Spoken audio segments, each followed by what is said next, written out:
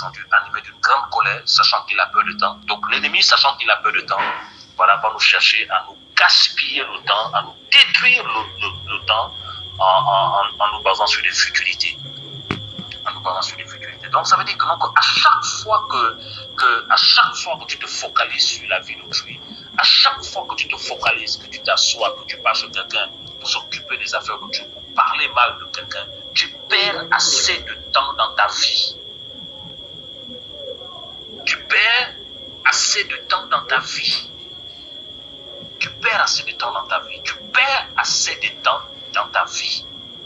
Et là, l'auteur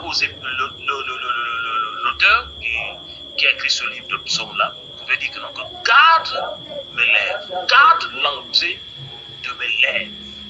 Littéralement, il adresse une prière au Seigneur en disant au Seigneur, garde ma bouche, garde ma langue,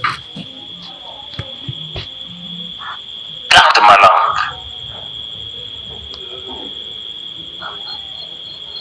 Et on sait tous que selon Jacob 3, que la langue est un petit membre, mais qui crée le feu de foi. C'est comme un petit feu. Regardez par exemple quand vous voyez par exemple une petite flamme dans une forêt qui est complètement asséchée. Voilà, c'est la saison sèche. Vous allez voir que non, que vous mettez seulement une petite flamme, ça prend toute la forêt. La langue, c'est ça. La langue. Beaucoup d'enfants du Seigneur n'arrivent pas à aller loin avec le Seigneur à cause de la langue. Beaucoup d'enfants du Seigneur n'arrivent pas à avoir des responsabilités à cause de la langue. À cause de la langue.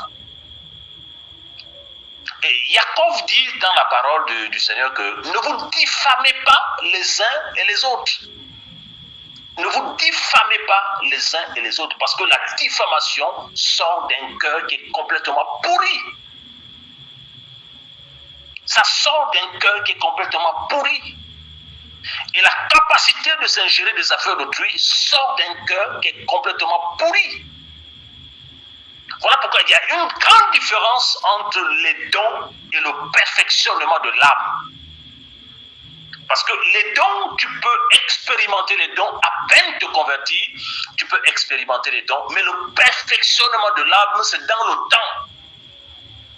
C'est dans le temps et c'est la parole qui doit changer ton caractère. C'est la parole qui doit changer ton comportement. Tu peux manifester la grâce dans l'enseignement, tu peux manifester la grâce dans la prophétie, tu peux manifester la grâce dans l'enseignement, mais ce n'est pas ce qui fait de toi quelqu'un qui porte le fruit, parce que même les satanistes aussi ont des dons. Mais le problème, c'est que non, que les satanistes n'ont pas le fruit, parce que Satan est charnel et diabolique. Satan n'a pas le fruit, mais il a des dons, il fait des miracles. Donc, la langue là, celui qui parle trop ne manque point de péché. Et le Seigneur veut nous interpeller ce soir-là à la langue. À la langue. Au lieu de s'asseoir pour méditer la parole, au lieu de s'asseoir pour glorifier le nom du Seigneur, beaucoup d'enfants du Seigneur s'asseyent pour méditer, pour raconter les vies de gens et ils perdent assez de temps. Alléluia.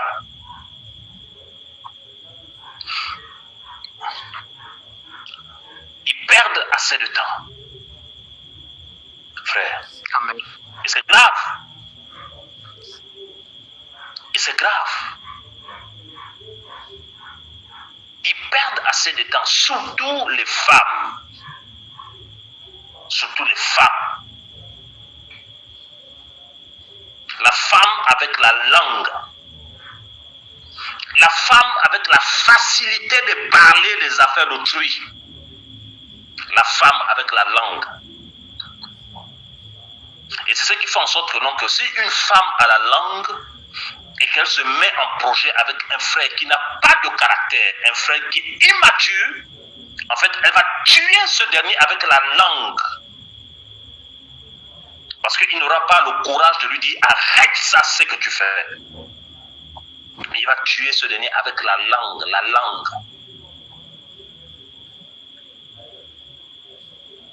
il faut faire attention avec ce qu'on dit.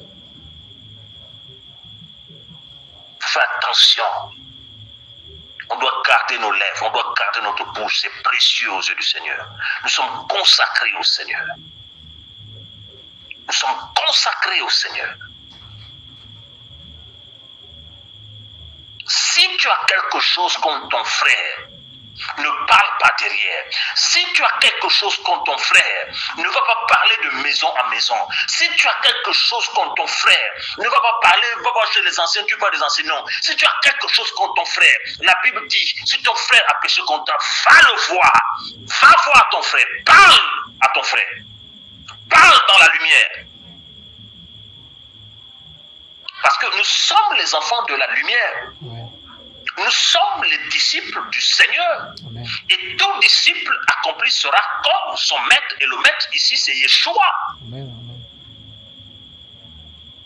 Les âmes sont tellement blessées, les cœurs sont tellement blessés que la langue. Au lieu d'être des sœurs, beaucoup deviennent des copines. Au lieu d'être des frères, beaucoup deviennent des copains. Beaucoup deviennent des gens charnels et le nom du Seigneur n'est pas glorifié. La langue, on doit la dompter. On doit refuser de calomnier son frère. Et la Bible nous parle des faux témoignages contre son prochain, les faux témoignages, les fausses accusations. Et à chaque fois qu'on vient te dire que voilà, telle sœur a dit, ne prends pas ça pour commencer à aller rapporter ça. Non, vérifie l'info. Parce que la Bible nous dit que non, que la balance fausse est en horreur à Yahweh. Vérifie l'info si la personne qui vient te dire ça, c'est la vérité. Ou tu confrontes les dires. Quand c'est comme ça, les gens ne vont plus calomnier là où tu es. Parce qu'ils vont comprendre que non, qu'en fait, tu aimes la lumière. Nous sommes des enfants de lumière. Et le fruit de l'esprit consiste en toutes sortes de bonté, de justice et de vérité. La langue. Si tu marches avec, si tu as un projet avec une sœur qui parle beaucoup, et si tu ne règles ça pas maintenant et que tu rentres dans le mariage dedans, tu vas souffrir. Parce que tout ton foyer sera dehors. Si tu marches avec un frère qui parle beaucoup et que tu ne règles pas ça dedans, tu vas souffrir. Parce que ta vie sera dehors. Voilà pourquoi aussi le conseil qu'on donne aux jeunes, c'est que nos assemblées sont remplies de sorciers et de sorcières. Donc, avant de s'engager par rapport à un projet de mariage, il faut toujours consulter le Seigneur. Et même si ton cœur est déjà parti, il faut toujours dire, Seigneur, non pas ma volonté, mais ta volonté, Seigneur. Ta volonté. Même si mon cœur fait mal, mais ta volonté, je veux ta volonté. Je veux ta volonté. Telle était ma prière tout le temps. Seigneur, je veux ta volonté. Même si on arrive à la porte de la mairie et que tu te rends compte que non, que ce n'est pas ta volonté. Seigneur, je veux ta volonté. Ta volonté, seule ta volonté. Il dit, invoque-moi et je te répondrai. Et le Seigneur te répondra. Si c'est sa volonté, il te ramènera jusqu'au bout. Si ce n'est pas sa volonté, tu ne n'iras nulle part. Surtout quand tu as l'appel du Seigneur. Parce que quand on a l'appel du Seigneur, on ne se marie pas avec qui on veut. On se marie avec qui le Seigneur veut. Alléluia. Amen. Amen. Amen. Amen. La langue, frère. La langue. La facilité de parler des choses des gens. La facilité de parler des choses des gens. La facilité de s'exprimer avec les gens qu'on ne connaît pas. La facilité.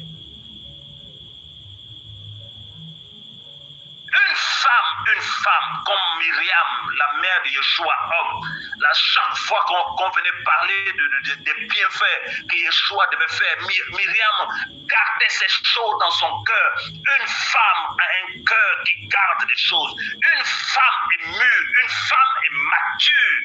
Une femme, elle garde les choses en elle. Elle est mûre, elle garde les choses en elle. Elle n'est pas agitée.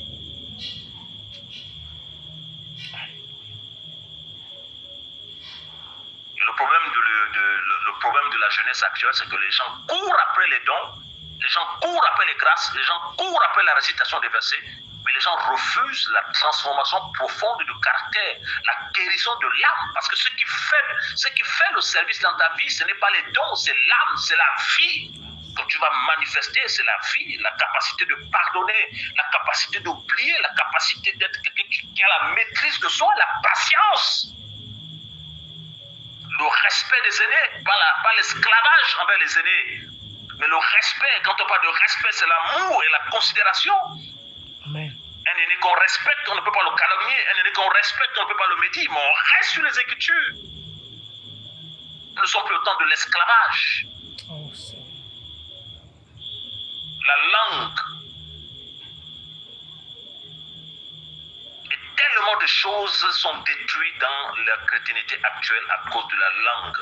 La langue, la précipitation. Et aussi les personnes qui ont la langue facile, la calomnie, la médisance, les fausses accusations, s'ingérer dans les affaires d'autrui, vont de maison en maison salir les vrais enfants du Seigneur. Et après, qu'est-ce qu'il fait? Il communique la mort.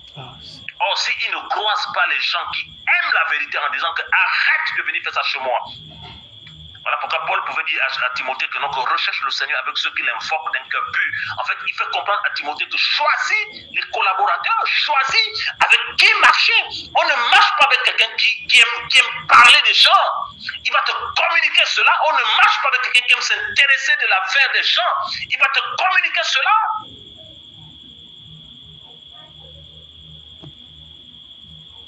Frères, sœurs, les temps sont graves et le Seigneur est en train de faire un travail énorme au Cameroun. Le Seigneur est en train de faire un travail énorme dans ce pays-là. Mais saisissez la formation.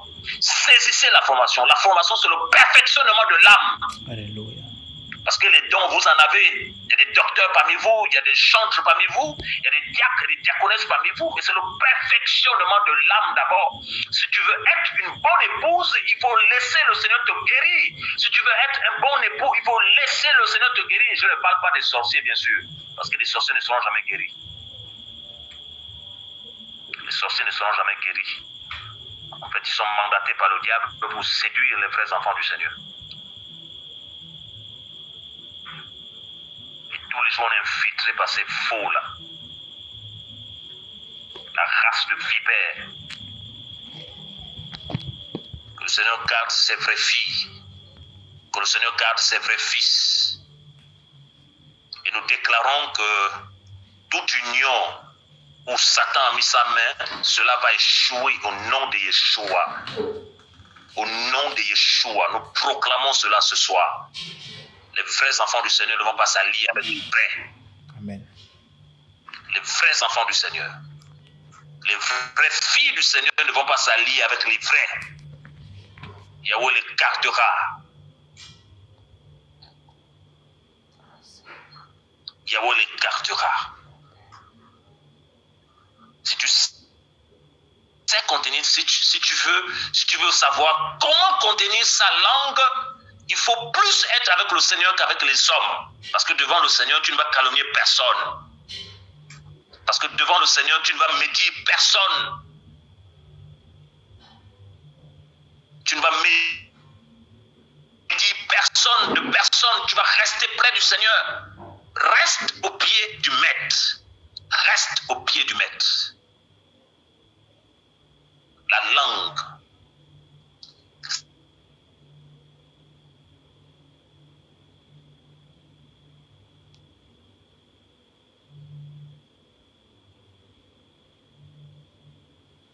Ça détruit les assemblées. La langue, ça détruit les couples. La langue, ça détruit. La langue. Oh Yahweh. La Bible nous dit que la bouche qui parle trop ne manque point de péché.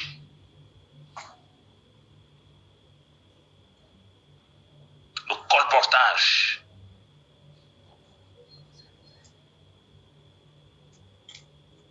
La chrétienté actuelle.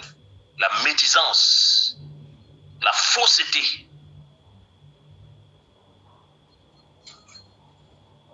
la vérité a disparu.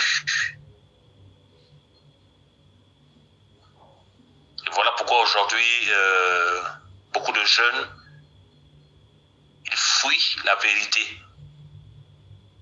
Ils fuient la vérité. Ils fuient la vérité. Si tu es accordé avec une sœur qui parle trop, il faut la faire asseoir et tu lui dis la vérité en face. Ne va pas en cachette, dis-lui la vérité en face, que tu parles trop. Arrête ce que tu fais là. Dis-lui la vérité en face. Ou si tu vois un frère qui parle trop, dis-lui la vérité en face. Paul nous dit que nous devons se dire la vérité les uns les autres parce que nous sommes un corps.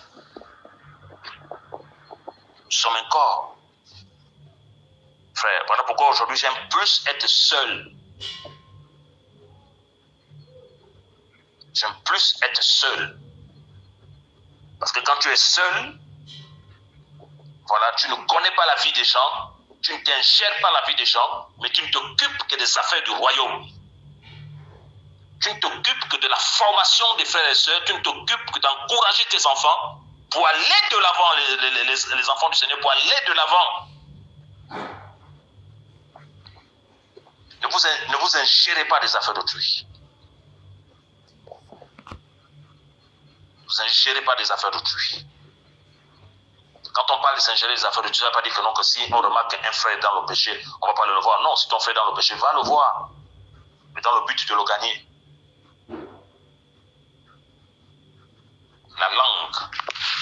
Et ici, quand on lit le psaume 40 à partir du verset 12, il dit que l'homme de langue ne soit jamais établi sur la terre, que l'homme de langue. Quand on lit l'explication de la Bible, c'est un calomniateur. C'est-à-dire que, non, que celui qui calomnie ne soit jamais établi sur la terre. Et si nous lisons dans le livre de Yirmeya, ils ont dit que non, que tuons Jérémie avec la langue, parce que la langue aussi tue. La langue là, la mort et la vie sont au pouvoir de la langue. Et c'est de l'abondance du cœur que la bouche parle. Soit le cœur est bon, le Seigneur appelle ça un bon trésor, soit le cœur est mauvais, le Seigneur appelle ça un mauvais trésor. Or, le trésor, c'est une richesse. Donc, soit ton cœur, c'est une bonne richesse, soit ton cœur est une mauvaise richesse, parce que ça vient du cœur. Tout ce que tu dis là, ça vient du cœur. La langue.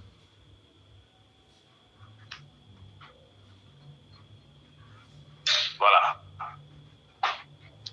C'était la pensée que j'avais à cœur de partager avec vous. Ma prière est que je sens dans l'esprit qu'il faut des repentances. Voilà. S'il y a des gens qui ont à cœur de se repentir, voilà, vous pouvez vous repentir. S'il n'y a pas, on va prier. Si le Seigneur, si tu te reconnais là-dedans et le Seigneur t'interpelle, aie l'humilité de le faire. S'il n'y a pas, on va prier. Que le Seigneur nous garde, qu'il nous préserve. Et nous disons au Seigneur, Seigneur, nous ne voulons plus que notre langue détruise les vies. Et que nos langues bénissent, que nos langues glorifient le nom de notre Seigneur Yeshua. Alléluia. Alléluia.